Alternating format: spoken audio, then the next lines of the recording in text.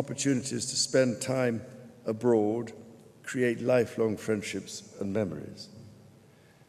I'm only sorry to report that I haven't had any better luck with more recent attempts at fishing. The Pokemon phrase, "gotta catch 'em all," may resonate with my grandchildren, but for me it is perhaps aspirational.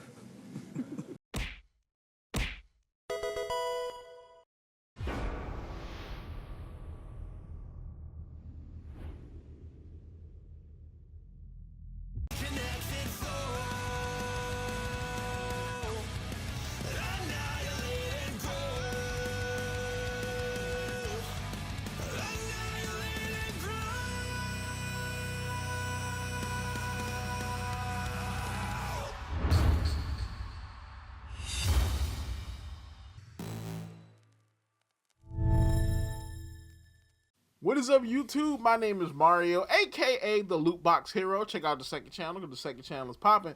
Aka the real Super Mario here, bringing you another Pokemon Legends ZA and assorted video game news video. Because that's pretty much what it is nowadays.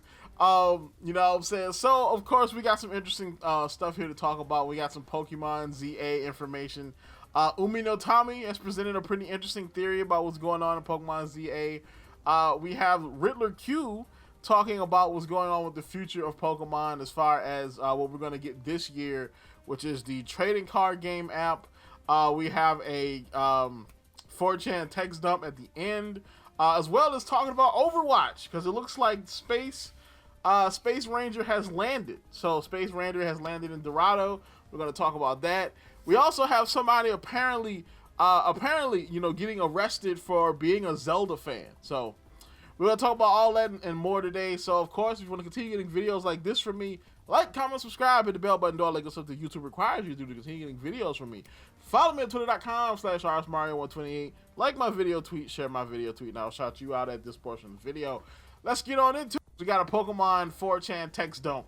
So, Legends ZA will be released in November 2025, which I can kind of see that. November feels a little late, you know what I'm saying? Especially if we're not going to get anything else. Like, November is a long ways away. I feel like it's probably going to be like summer, you know what I'm saying? Or at the least like September, you know. Your friendly rivals are Bernard and Lucy.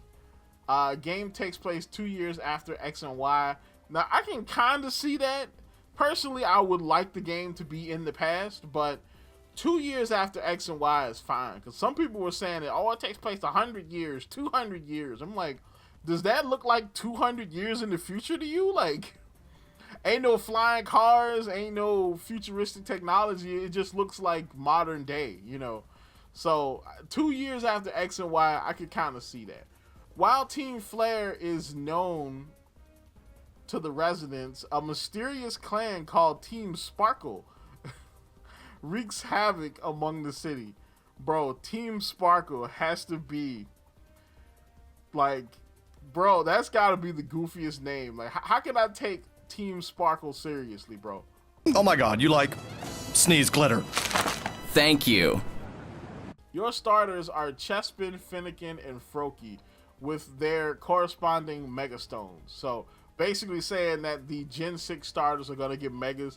This is kind of feasible. I think I actually mentioned this in the starter video that I did not long after Legends ZA came out, that it's a possibility that we could get just the Gen 6 starters and they could just get Megas. Because one of the weird things about Generation 6 is Generation 6 introduced Mega Evolution, but it didn't give like 3 of the main faces of the generation Mega Evolutions. Instead, they wanted to give you a Gen 1 starter that had Megas, that had a Mega, you know what I'm saying? Which I thought was kind of messed up, you know, because it was like, well, why can't I Mega Evolve my starter? That's my partner, you know what I'm saying? Some people probably, I wouldn't even be surprised if some people didn't put their starters in the box, because why would I need one of the Gen 6 starters when I could just use the Gen 1 with a Mega?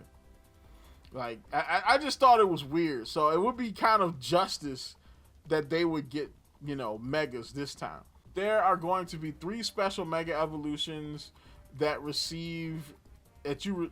There are going to be 3 special Mega Evolutions that you receive as a mystery gift. They are Torterra, Infernape, and Empoleon. So the second starter that you get, kind of like what happened in Generation 6 originally, would be Gen 4 starters, which I kind of find to be interesting because I think if they're going to go that route, I don't know if they would give you Gen 4 starters or if they would give you Gen 5 starters, since we've had enough references to Generation 4. I think if they did this, it will probably be Gen 5 starters, more than likely. Or Gen 2 starters. That could be a possibility too. Let's see. Game is themed around restoration. We kind of knew that already. Xerneas and Yveltal both get enlightened forms, which that more than likely that this is a possibility in the game for real. I still think we're probably going to get like the 100% forms of these 2 Pokemon since we've never actually seen them before. Zygarde gets an absolute form, and it looks like a tank, which I don't know about that one. Like, I mean, what's the difference between 100% and absolute? Like, you know what I'm saying? Because 100% Zygarde is the one with the one that looks like a transformer. So a legendary is Steel Flying and gets a Mega Evolution. So Flying Steel legendary. So I guess a new legendary. So like A. You know what I'm saying? So a lot of people have theorized that A is going to be a brand new Pokemon, maybe another part of the World Tree mythos. I personally think A is probably going to be Arceus. You know what I'm saying? You know, and the big final fight is going to be Zygarde versus Arceus, more than likely. New Furfuru Evolution, Mega Cloudster, Mega Luxray, Mega Hydreigon, and others. Of course, Mega Boss Battles, please. Bro, I said it in my other video that, yes, I want Boss Battles to come back. Boss Battles were freaking awesome in Legends Arceus, okay? As far as Mega Hydreigon, I can see them doing that. I can definitely see them doing that because they seem to really have a boner for the OP dragon Pokemon like Salamence, you know, freaking Garchomp. You know, Hydreigon is the other OP dragon that, you know, I can see him getting a Mega. So this seems feasible. This seems feasible to me. Nothing screams fake to me so far, except for maybe the release date. The release date seems very far off, you know. All right, so we go to Overwatch. So apparently Space Ranger has landed in Dorado. Now, I played the game last night. I think this happened this morning or it looks like yesterday. It looks like this was 23 hours ago. I didn't play on Dorado last night, so which is weird. I didn't get Dorado at all, so you know, I wasn't able to see it, but apparently he's landed in Dorado. So it's been releasing like a Morse code signal, and the Morse code signal, according to Overwatch Cavalry, says Jay has landed, attempting transmission to RPT, awaiting response. So it says Space Ranger has landed in Overwatch 2. The meteor that was spotted in the sky has touched down in Dorado. It appears to have been a spacecraft housing a single seat and an image of Space Ranger in May. So we're gonna get some lore. And to be honest, Space Ranger looking kind of like a waifu right there. You know what I'm saying? Looking kind of like waifu. You know. So if you don't know, over the last couple weeks through season 11 of Overwatch 2, there have been this meteor like flying over, and a lot of people thought it was for the Transformers collaboration because, you know, I mean, that's kind of how they came to Earth, you know, and the spaceship looks like a meteor, you know. But actually it was Space Ranger. And so Space Ranger's pod is landed. So we're probably going to get a reveal of Space Ranger soon. So we're going to have some lore and hopefully a play test. All right, hopefully. You know, because the last time we had a playtest of something was for the new game mode, and I thought that was some of the fun I've had with Overwatch like ever. They need to go ahead and drop that game mode and stop playing, you know. But Space Ranger's here though.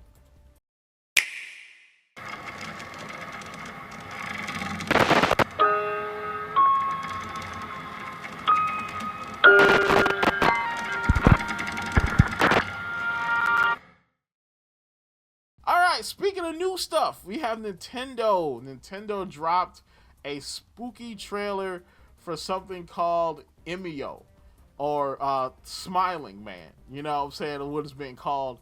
And this is pretty interesting. Now, Nintendo at their shareholders meeting talked about making new IPs. They said that new IPs were on the way because, you know, they believe that new IPs do help to drive their systems, even though they're primarily driven by, you know, known, like, established IPs. But new IPs are still very important to Nintendo. And they showed that off by dropping this new trailer. I believe that's probably one of the main reasons why they dropped this right now. So some people are saying this is going to be a Switch 2 game. It's possible, but I mean, why would they drop that now? More than likely, if we're going to get anything for Switch 2, it's probably going to be September, October, somewhere around that time frame. So now it's kind of early to be dropping hints at Switch 2 stuff. So this could be a game that's going to come out this year, because sometimes, you know, in between directs, Nintendo does just randomly drop stuff, drop news. All right, you know what I'm saying, on stuff. So maybe this could be what they're doing.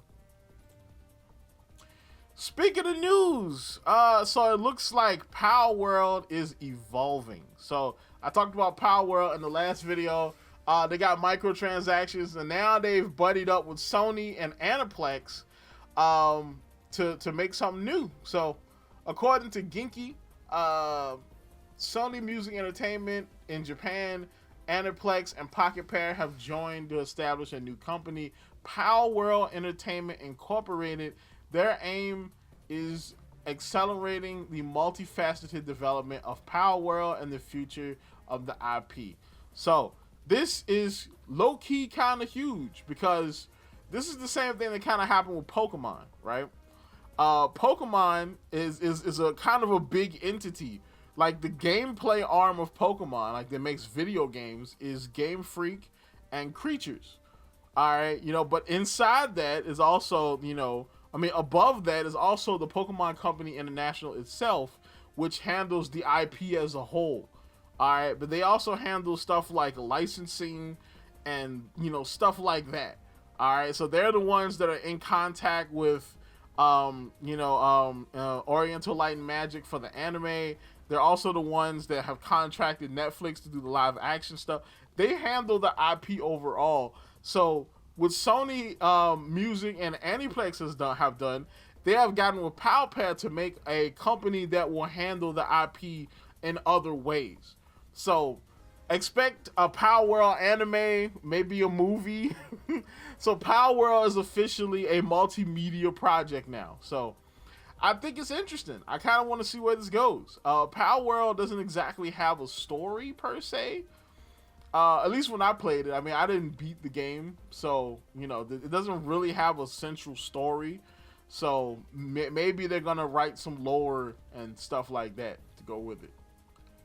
So speaking of anime news, I just wanted to ask a question. Tokyo Ghoul fans, do y'all need a hug? Are y'all feeling okay? Because I missed this in my news video on Monday. So apparently Tokyo Ghoul had been teasing some big announcement for Anime Expo in Japan. And a lot of people were hoping that it was a remake or remaster or reboot or something. Turns out what they got is a boot to the nuts, because Tokyo Ghoul's announcement was an art exhibition entitled Tokyo Ghoul EX. It's going to be on display October 21st to December 1st in Tokyo. So y'all got an art show. Look, if y'all need a hug, Come on, the Berserk fan base got you, because we need a remake too. And I talked about this in my One Piece video of anime that deserve a remake more than One Piece. You know what I'm saying? Tokyo Ghoul's on that list. All right, so it is what it is, man. So we get to the drama portion of the video. So we have a article coming out of Eurogamer. It says Nintendo pledges action over inappropriate use of its characters, so players not made to feel uncomfortable. And it says Peachy under it.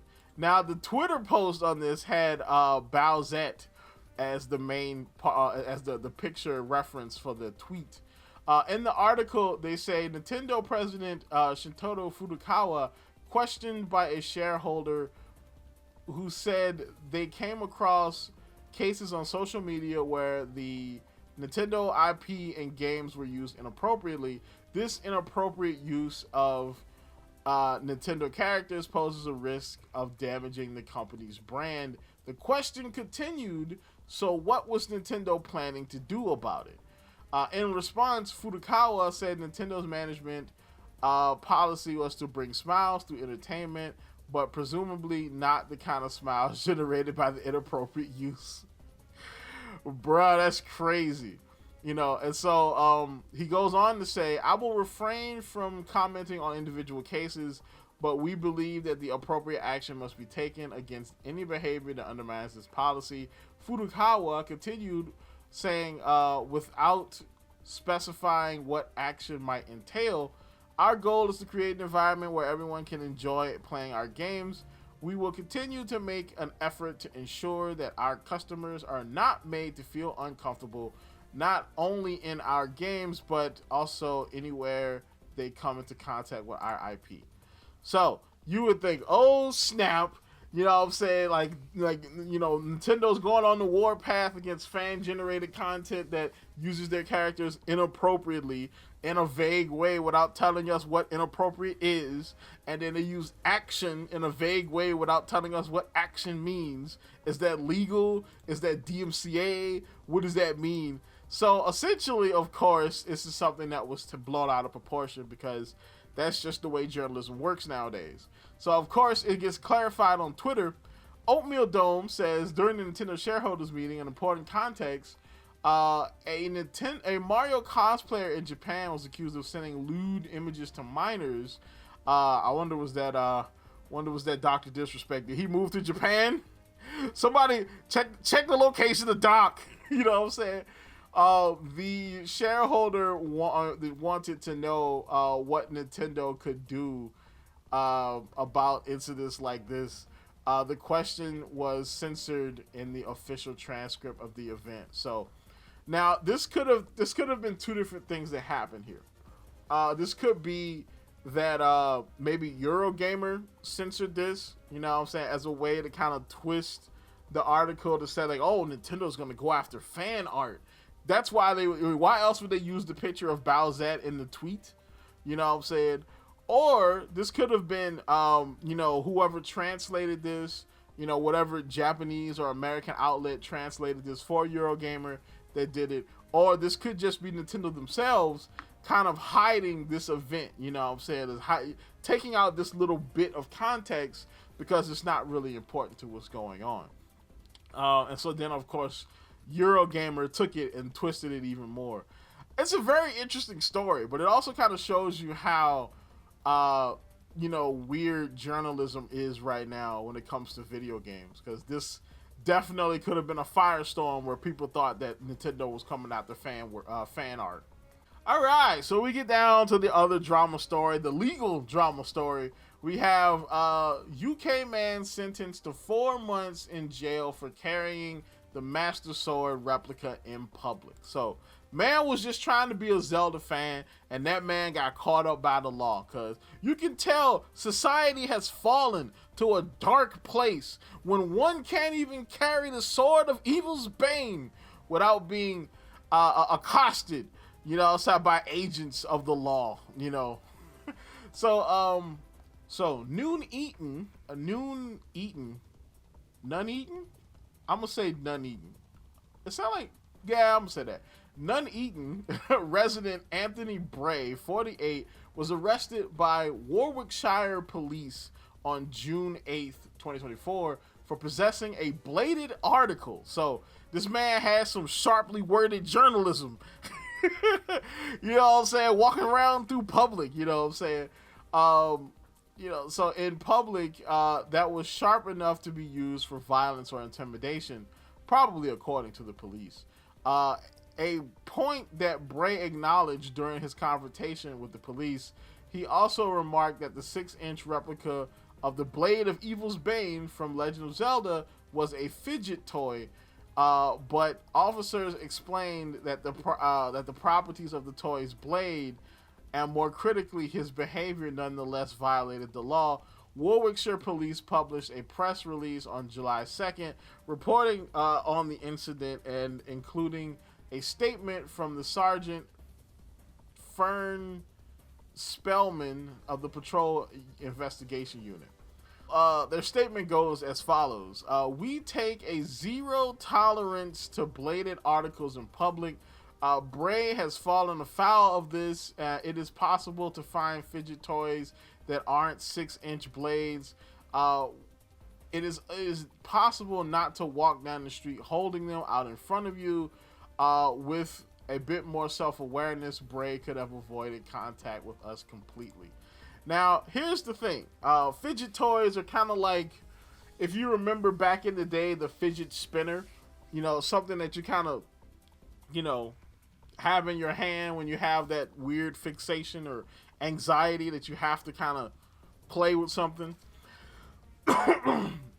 And so that's what the guy was saying that this was. And he was just kind of chilling with it and maybe kind of spinning around his fingers or doing whatever. He probably wasn't going down the street menacing people with the sword of Evil's Bane like he was playing, a Link Between Worlds or something, But there's some more details about this that weren't in the initial article that I found. So, one part says, Bray claimed that the sword was a fidget, something to keep his hands busy. He had bought it online as a fidget toy. Bray approached the officers with the item in his hand visible, at which point he was arrested as he was carrying a bladed article. One of the big things to take away from this is that blades have become a pretty big problem in the UK since, they have like gun laws. So you can't really have guns. So the only real way to defend yourself is with a blade. And so, of course, criminals have been using the blade, as well. So people have been getting ganked in the UK like crazy. Like, of course it would be the UK that are having modern day sword fights. You know what I'm saying? But, yeah. So, of course, that's probably what happened to this guy. More than likely, he probably wasn't doing anything actually wrong. He probably wasn't menacing people. They probably just say, oh man, this is a dude with a knife. Let's go over here and check him out, We're going to start off with Umino Tommy. So Umino Tommy comes up and he says, have you noticed explorers are the professionals of the future? And so you see the explorers from Pokemon Horizons, and they kind of have Pokemon that kind of match the future Paradox Pokemon from Pokemon Violet. So basically saying that there's a connection here. Now, this is kind of a theory that maybe, Pokemon ZA is going to be connected to the future. Maybe future Paradox are going to come into play. Mainly because, there have been a lot of references in Pokemon Horizon. I talked about a couple months ago, Pokemon Horizons had a shiny Zygrade form in it. All right, so there have been references in the show that could reference things that are coming up in the game. We know that Zygarde is going to be central to Pokemon Legends ZA, and we've already seen him in the anime. So, this could be a possibility, a possible reference that the anime is saying that maybe ZA is going to be related to the future, or maybe we're going to get some interesting information about the future paradoxes in the anime that could relate to something that we're going to get eventually in Pokemon Scarlet and Violet, because I still believe we're going to get a third DLC. That's just me. All right, I'm saying I could be wrong, but I still believe we're going to get a third DLC. We've got the Monkey Legendary is still not been used. You know what I'm saying? That art is officially in the game. So, you know, you never know. You know what I'm saying? You never know. So, speaking of stuff you never know, we're going to Riddler Q, and Riddler Q has been talking a little bit lately. So somebody asked him about what's going on for Pokemon 2024. He said, it would be funny AF if Pokemon just ignores Legends ZA in their presents. I hope you're looking forward to the rest of 2024's Pokemon-related content, and that's all. See you in February for the actual direct about the game you want to play. And so then he says their focus this year is actually the app. And so what he means, the app, he's talking about the Pokemon TGC app that they're I think it's like Pocket something. I can't remember. And it's the Pokemon TGC app, basically. And they kind of want that to be like the new Pokemon Go. You know, not like as far as, you know, replacing Pokemon Go, but the new big mobile sensation for Pokemon. Now, I don't know if it's going to get that big because, I mean, I don't know if, like, people are going to get that hype about TGC. Like, I would definitely try it because it's a free app and you get a free pack per day. So, you know, I'll definitely try it out, but I don't know if it's going to explode like Pokemon Go did, you know. And of course, other people actually think that as well, because you have Jordan who says, man, the app can't possibly be that big. I am not surprised that they would push it like it is, but no way it'll be the next Pokemon Go or anything worth hogging the whole year. They treat this app seriously. Think maybe I will give it a try when it gets released. According to the intro, we'll have a daily pack to open for free. So, gonna be interesting. So, yeah, I think it's gonna be interesting, to be honest. I think it's a possibility that it's gonna be good. I haven't played TGC in a long time, but I'm willing, if they give me, you know, some stuff to start out with for free, I'll try it out. So then we have some more questions about Pokemon Legends ZA to Riddler Q. We have Patrick saying, I'm guessing we're getting something for Pokemon ZA in September or October, which would be 8 or 9 months out from the hinted release date. The trailer will be similar to most starter trailers with no real gameplay, but we will get to see the game some. And so the Q says gameplay footage necessary for a new trailer, I think. I honestly think that's the case too. I think we need some gameplay. I don't think it's going to be like a whole like gameplay overview, because usually those come out like, you know, a couple months away from the game. I think we're a little bit far out for that, but we have to see the game in some capacity. All right. I mean, it would be kind of crazy to just give us like a CG trailer with like, you know, at least make the game, make the trailer in engine. You know what I'm saying? So then that Trainer D says, I'm just wondering if Xerneas and Yveltal will get new forms. And Q says 10%, 50%, etc. like the tree and the cocoon form. So if you don't know, Xerneas and Yveltal do have other forms. Technically, the forms they're in the game are not the perfect forms. They also have, you know, 10 and 50% forms similar to Zygarde. You know what I'm saying? So, you know, maybe we'll get to see some of those in the game. I'm actually interested in seeing the tree and cocoon forms myself. All right, you know what I'm saying? Because that would be kind of cool if, like, you find them in those forms. And then, like, depending on if this game is in the future or the past, maybe they break out and we get to see the perfect forms. And maybe that's the big threat, you know what I'm saying? Maybe they're the ones that stop the threat. All right, maybe the perfect forms of Xerneas and Yveltal is what it's going to take to stop Zygarde, you know. But that's about it. Tell me what you think in the comments down below. Like, comment, subscribe, and as always, people, keep it real, and I will see you tomorrow. Hopefully.